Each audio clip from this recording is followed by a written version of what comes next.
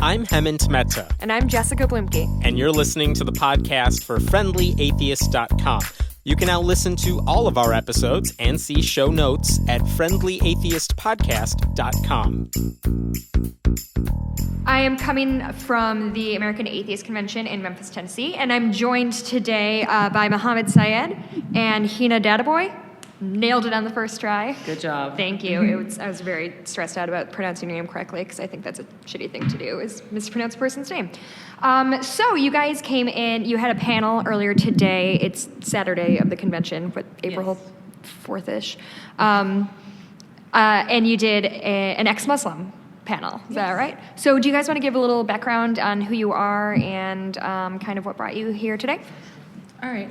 Well, I have been blogging and speaking on the National Atheist stage for a couple of years now. I started in late 2011, I believe. And, I've always talked about various issues, but always from the lens and the perspective of an ex-Muslim. And I think that's part of why, people start paying attention because, I'm the inexpensive ex-Muslim to bring in, unlike the keynote yesterday. So, that's kind of how I got started. And then when Ex-Muslims in North America started, I joined. That's kind of, I guess, where Muhammad would come in and talk about your program. Yeah. I'm one of the founders of Ex-Muslims in North America. We started about 18 months ago. We launched primarily, the main point was there are lots of ex-Muslims out there, and they're usually alone. A lot of people don't want to be found out. They're worried about the consequences, so they don't reach out to other people.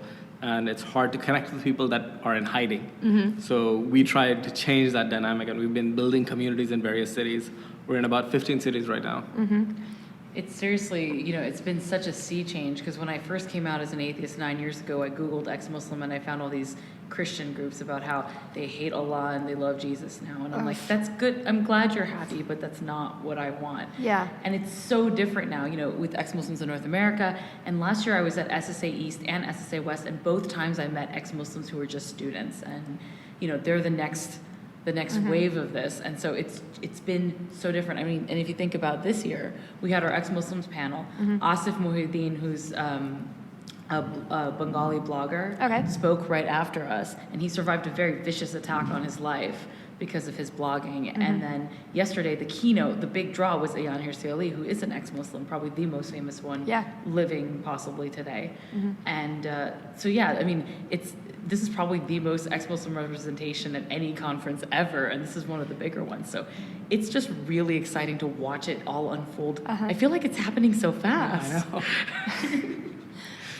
Around 2.5 years ago is when the whole thing started on my end, and I met one of the other people involved with this, Sarah, and she said that she had never ever met anybody else. She actually didn't believe that I was an ex-Muslim because they don't really exist. Oh no! That's how this all snowballed. I met her and I was shocked that she thought that. So we went out to find more people, and then a snowball. We found a bunch of people that were very interested and were very alone. So for a long time, we started having meetings in DC, and we had people come to meets, and every meet you had somebody cry because, for example, this guy in his late 20s had left religion 8 years ago and never spoken to anybody at all about it. Mm-hmm. And to come into a room, there were 20, 30 people that understand exactly where he's coming from. It blew him away. And we've had that happen again and again.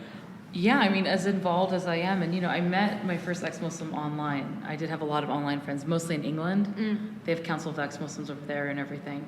But the first time I met an ex-Muslim in person, it was so beautiful. He joined my local atheist group, and he sent me a friend request. And I'm like, who is this guy? I thought maybe he was some Muslim person from my past, and I would not add him on Facebook then.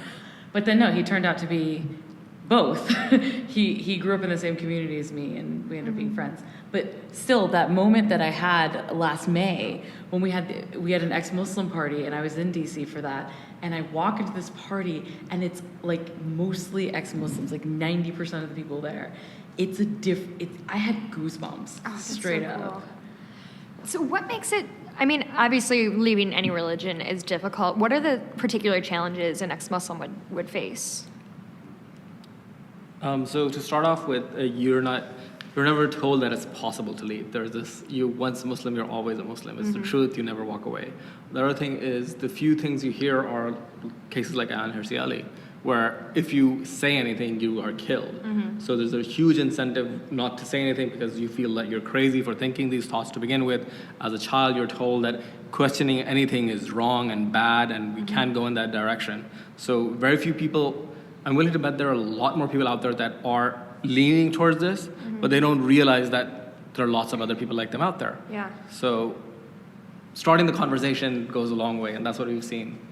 And what an additional challenge, I think, is a lot of the times Muslims come out of cultures that are generally more collectivistic. Yes. They're about community and family and loyalty. And so it's almost like turning your back on your family and your background. And actually the biggest struggle with my family, although they have come around a lot, was to convince them that just by leaving Islam didn't mean I didn't love them, care about them, and want to be part of their lives. And that I could be respectful of their religion for the sake of peace, which I think we all have to make concessions sometimes, even me. And I think another thing too, like what Muhammad was saying, it's just not presented as a possibility. Yeah. You know, I remember hearing about a former Muslim or even people who don't renounce Islam but who blaspheme or whatever. And my parents would tell me, oh, they're just paid Zionist agents or something out to make Islam look bad. And it's just, it never comes to mind. Plus, I think the everyday aspects of being a Muslim, you know, you don't just go to church on Sunday. You live your life very differently. And so your belief is being reinforced by ritual day in and day out. And to imagine your life without it, for me at least, I looked at my life and I thought, okay, if I left this behind, what would I have? You know, my future was determined. I was going to marry young, all those things that good Muslim girls are supposed to do. I wore a headscarf. I didn't know how to do my hair for the longest time. I mean, these just basic life things. It's like, okay, well, what now? Yeah. And that can be enough incentive to keep you in a religion sometimes. We have multiple people that left Islam but didn't take the headscarf off because it was often people start wearing it. It's forced on them when they're like 7, 8 years old, and your whole identity is tied up into wearing that, and taking it off is traumatic. So it would be like, you know, asking someone to take their top off and just walk around. It was weird. And I actually wasn't forced into it. I mean, my parents would have. Had I not worn it, they probably would have pressured me. But I decided to do it of my own free will when I was like 10. As much free will as you do have at 10, I guess. Right. And yeah, you know, it does become an identity thing. And a lot of Muslim women will argue that, you know, it's not actually sexist. It's actually resisting patriarchal norms and beauty culture and all that. And so, you know, you get who you are gets tied up into it. You know, people knew me as like that loud girl in the scarf. You know? And now you're the loud girl with curly hair. Yes. So the person who gets into fights on Twitter. I mean, and I think the whole atheist movement really is hinging so much on the internet, because were it not for that, like, how would people find each other, especially in something like Islam where... I don't think they would. It would have been impossible. Yeah. So a lot of our recruitment is through online channels, through forums, through Facebook. It would be virtually impossible, in my opinion, for something like this to actually happen. Yeah. Because, I mean, how do you know who to talk to? Whereas, you know, when I first became an ex-Muslim, I created a pseudonym, and I would go to places and look for other people, and there's no way to do that in real life. You get hints from people sometimes, like they're looking for something, but it's such a big thing to say. You know, even my liberal relatives, when they found out I was an atheist, like, they freaked out. So we've had experiences where husband and wife didn't tell each other because they were concerned about the consequences. So Islamically, if one person leaves the religion, the wedding is null and void. The marriage is canceled. So you can't say that. We've had cases where siblings didn't tell each other. An elder sibling left, didn't tell the younger sibling. 2 years later, the younger sibling found out and was furious that, why didn't you tell me? And tried to reconvert them. We've and had failed. family reunions on ex-Muslims in North America. Yeah. I've seen it on the Facebook page. Oh my People God. are like, hey bro, hey sis, what's up? Like, Man. I think it's really interesting because you both, or I think you more so, use the term ex-Muslim as opposed to atheist. And because that's always going to be a part of, I mean, obviously you have used both, but I think that's interesting that, like, I don't hear a lot of people say, like, oh, I'm an ex-Christian or an ex-Catholic. Do you think that, like, regardless of whether or not you follow Islam, it's just become such an ingrained part of who you are? No, I wouldn't say that. It's more of a political statement in the sense that if you're an atheist, atheism is regarded as a Western white person phenomena. To root it in the fact that we are coming from these cultures, and we are standing up and saying that this is not okay, and we're rejecting these norms. And also, not in the West, it's much easier to do that. In other countries like Asim Mohyuddin, you're attacked, you're killed. So it's more also a political statement from the perspective of we're standing together with all of these people around the world that are suffering. Oh, interesting. And another, I think, aspect of the politics of it, it's a concession to the fact that, you know, coming from a Muslim background gives you a different perspective, you know, and it's less that it's ingrained in you and more that it's a part of who you are, whether you like it or not. Yeah. You know, you're still gonna occasionally, like, if you have a certain physical description, people are still gonna see you as quote unquote Muslim or Arab and get mad at you whenever there's a terrorist attack or something. So, you know, to me, that's part of it too. It's a concession to, yeah. I mean, like my mother told me, when I became an atheist, she had a serious conversation where she said, if you think that you can just become an American like any white person and just blend in forever, that's never going to happen. And she's right about that. And to me, that's an acknowledgement too. I mean, because some people want to say cultural Muslim or things like that as a way to make that concession. I don't like that because it basically still marks me as a Muslim, which I'm not. Right. I've renounced Islam. But ex-Muslim helps me to do that in a way that it acknowledges and yet renounces at the same time. Very interesting. Going back to the cultural Muslim term, I personally object to the term because it's an imperialistic term. If you look at, for example, England conquered half the world, and if now are all of those cultures supposed to call themselves British cultures? Similarly, Islam conquered all of these other countries: Indonesia, Pakistan, India, Morocco. They're spread from the coast of Africa to the coast of the Pacific, Atlantic to the Pacific. All of these cultures are very, very different cultures. Pakistani culture and Saudi culture and Indonesian culture have very little in common except for they pray the same way. I think you're playing into an imperialistic ideal by saying cultural Muslim. I'm culturally Pakistani.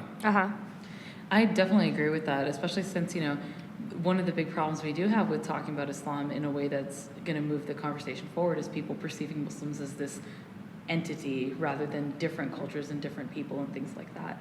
So yeah, it's definitely more helpful to not think of Islam as a culture. I sometimes call them Islam-flavored cultures. Because, you know, you do get that Islam vibe from them, but they're all different. They manifest in very different ways. Yeah, interesting. So what are the besides the obvious, like what are the different challenges of somebody leaving Islam in America versus not even necessarily in like Saudi Arabia or something like that, but like even Britain or something like that? What are the cultural differences there? I can speak to that a little because I actually spent a year of my childhood in what we call Londonistan. I have a lot of relatives there. Hi guys, if you're listening. Sorry. But over there's a lot more of the ethnic enclave thing going on, where they'll all move to the same neighborhood, and even public schools are just full of other Muslims, and they live very isolated, insular lives.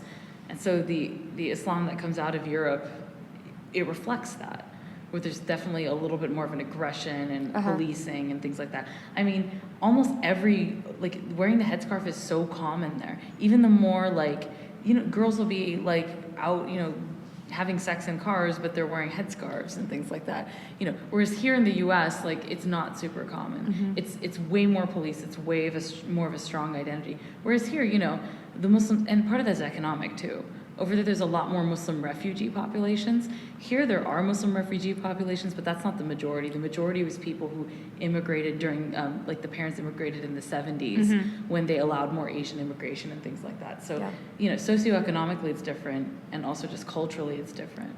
And so I'd say in England it's actually, they have a pretty strong council of ex-Muslims because of that. But it's definitely, I would say, a little bit scarier because I have friends out there and, you know, some of them don't even say where they live and things like that, whereas I feel way more comfortable. I don't think. To hop off the Council of Ex-Muslims, so they started about 6-7 years ago. They've largely been doing advocacy work. What we've been doing is we do advocacy as well, but we're trying to build communities to try to create a larger community of ex-Muslims to stand up. And when we started, a similar group started in London as well. They're also organizing ex-Muslims. They have regular meets, and they haven't come out publicly. Like, we started an organization, we're expanding rapidly because of the fact that they're far more afraid of the consequences of coming out. Yeah. So we've been urging them, you need to launch an organization, become more public, that'll increase your standing and you'll be able to do a lot more. But a lot of people that are involved in that are scared of what will happen. Interesting. At your panel today, I think it was Susan Blackmore asked what I thought was a really compelling question regarding she felt like it was very difficult to criticize Islam because she would often be called a bigot or something like that. Can you guys speak on that a little bit? Because you said something that that really stuck with me about. Oh yeah, the offense line. Yeah. Yeah, because she mentioned that, I'll criticize Islam and people might get offended. And I said, well, just because someone's offended doesn't mean that you said a bigoted thing. Right. It just means that they were offended. Right. And, there are instances of people who criticize Islam, or they claim they're criticizing Islam, but they're really just repeating racist tropes. And that's the thing that happens. But there's also the problem of people being accused of being a racist just for criticizing Islam. Right. People claiming you can't criticize Islam because, minority religion or whatever. And, obviously both of us here think that's kind of a crock. Right. Like, it's, you can criticize Islam without being a bigot.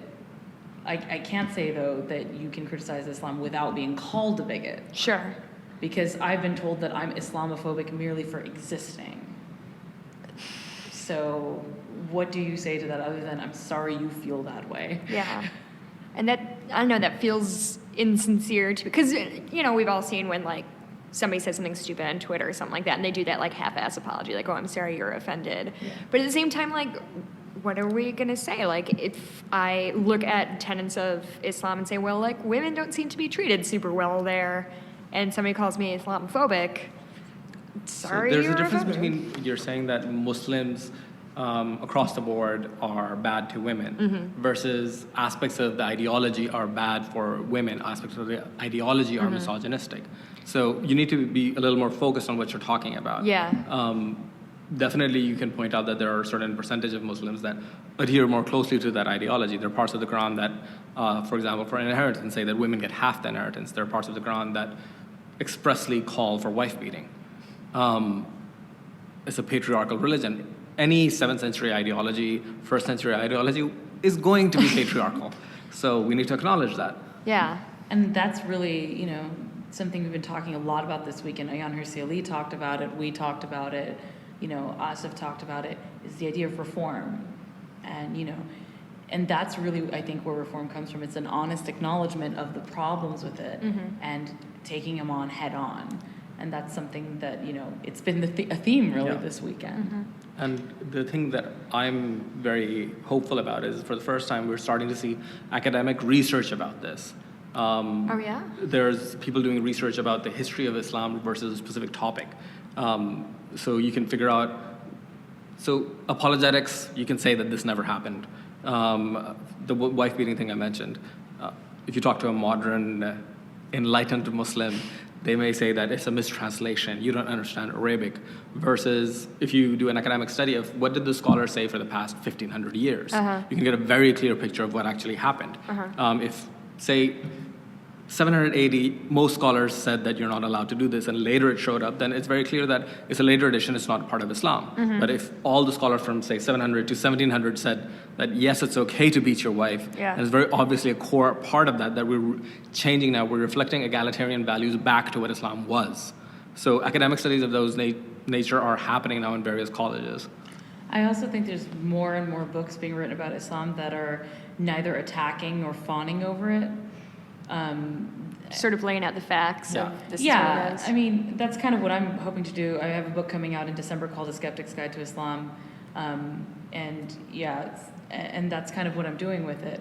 It's to inform people about Islam, but from a perspective that isn't trying to preach at you, but also not trying to be like, Muslims are the worst, let's bomb them all. Because for a while, that was your choice. Even the Western written biographies of Muhammad and stuff, they were fawning all over him. All these like, oh, he was so great. No, not really. I don't know about that. But yeah, there's more factual, more historical, more objective things coming out. And yeah, it is really, it's definitely making me that will be a game changer in my opinion. Yeah. So a lot of facts about Islam I did not know up growing Muslim. So people talk about, for example, the sacredness of Makkah and the Kaaba being very holy. there have been 3 separate instances in the past where it was blown up by Muslims. They had a civil war, they blew it up. There was another civil war, they blew it up. There was another one where they came in, they bombarded it and took pieces of it away and ransomed them for money.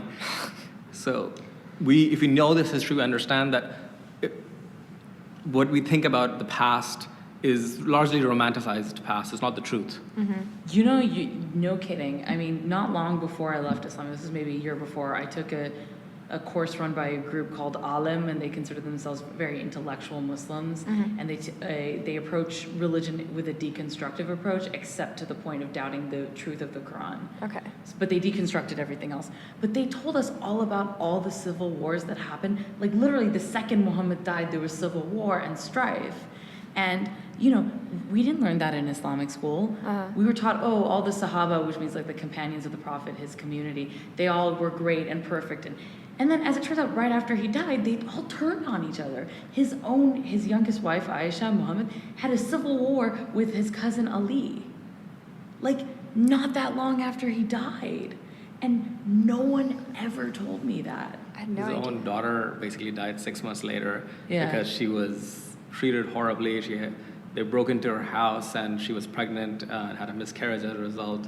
And if they're treating Muhammad's daughter that way, right after he passed away, how holy was the entire paradigm to begin with?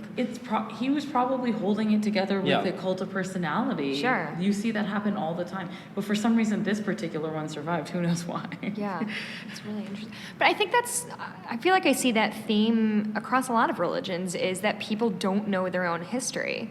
People just don't. Like, you can tell somebody something that's in the Bible, and they've just never done their due diligence. It's, I would say, a far more severe. It's like the Inquisition never happened. Yeah, like they just never acknowledged it. So all of these major events that have happened, horrible wars, even genocides, are not acknowledged at all. And right now, the Afghan war and that border area of Pakistan and Afghanistan is very volatile. That was the first part of India that was conquered. When it was conquered, they took hundreds of thousands of slaves from that area, to the point where the global market, the price of slaves globally plummeted. Wow. It shot down to 2 dinar at that point. And their descendants are the ones that are now fighting for Islam. And that's another thing, that people will constantly either vote against their own interest or promote something that is objectively bad for them.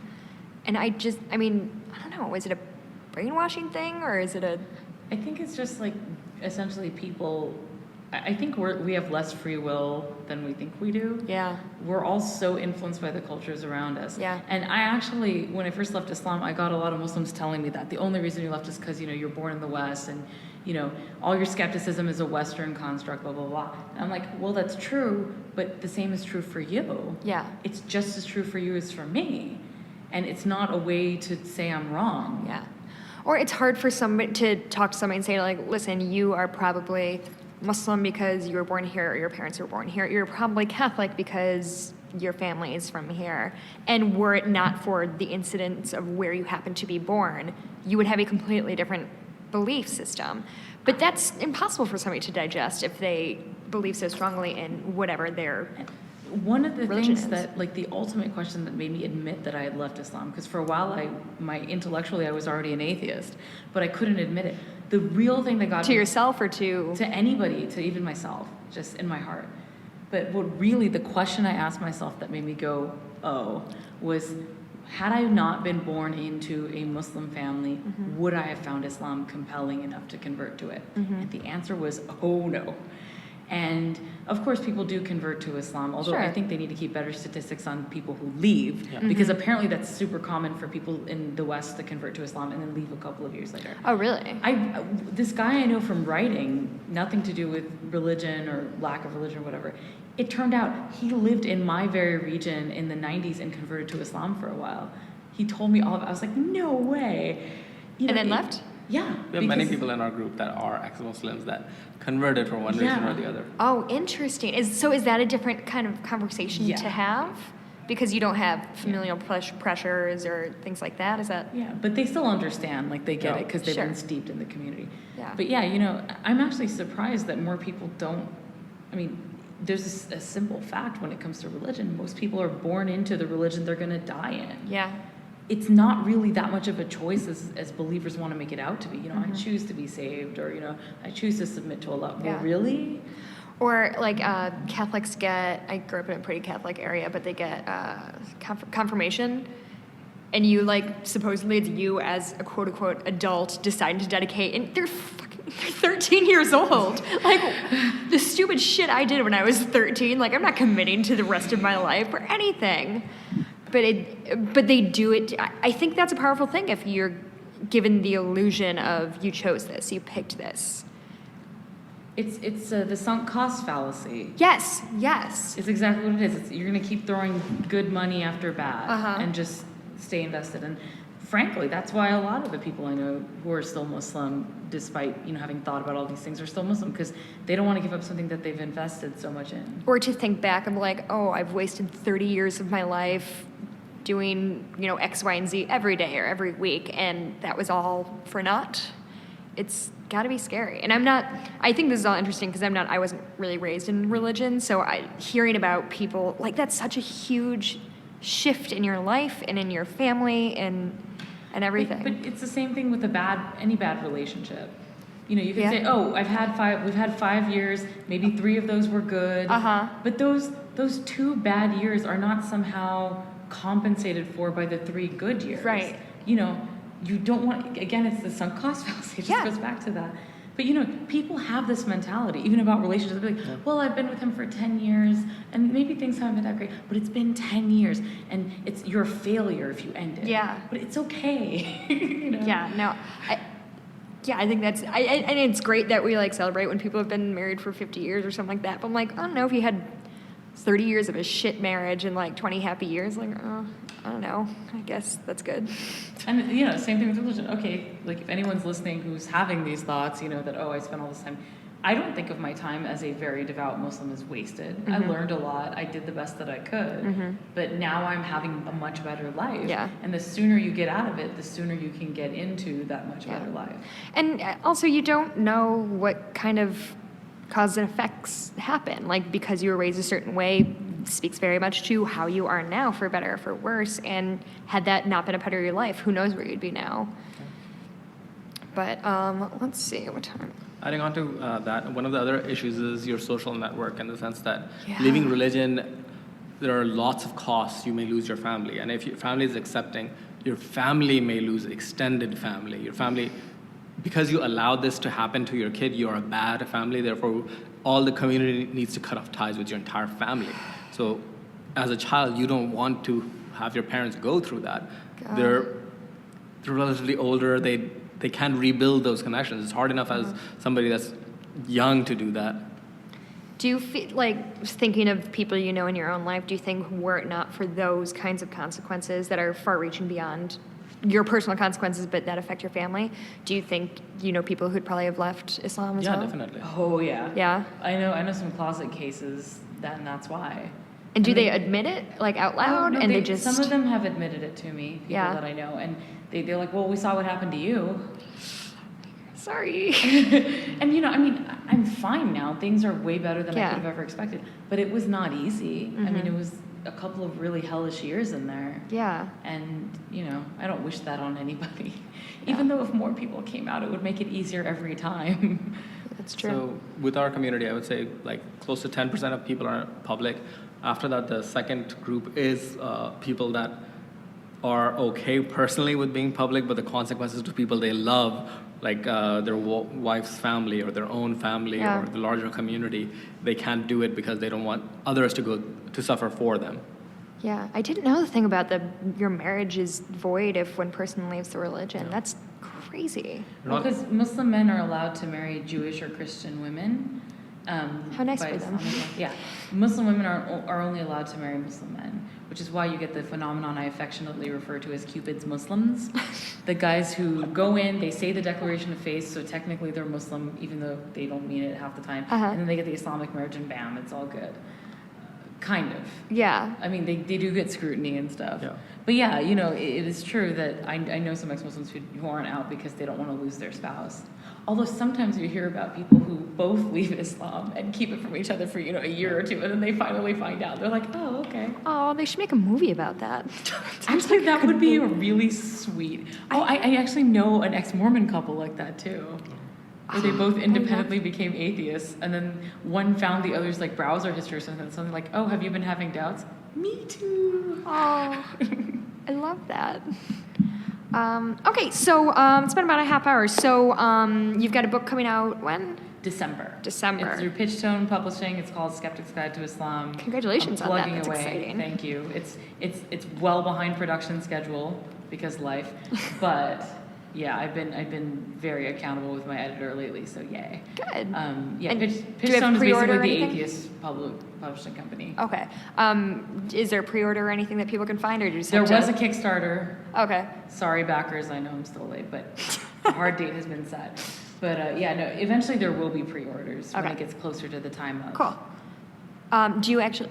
we'll talk about that off mic. And can we get a hold of you anywhere, Mohammed? Do you have a website or anything? Yeah. Or a Twitter? For ex-Muslims of North America, our website is www.exmna.org.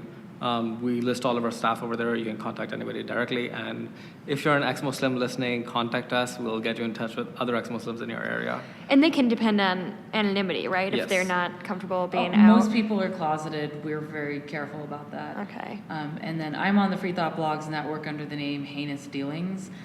There are other ex-Muslims on Free Thought Blogs too. There's Taslima Nasreen and Mariam Namazi. And so they're well worth checking out as well. So there's plenty of resources for somebody who's trying to get out. Absolutely. Awesome. Okay, well, thank you so much for joining me today, You're you guys. welcome. Thank you.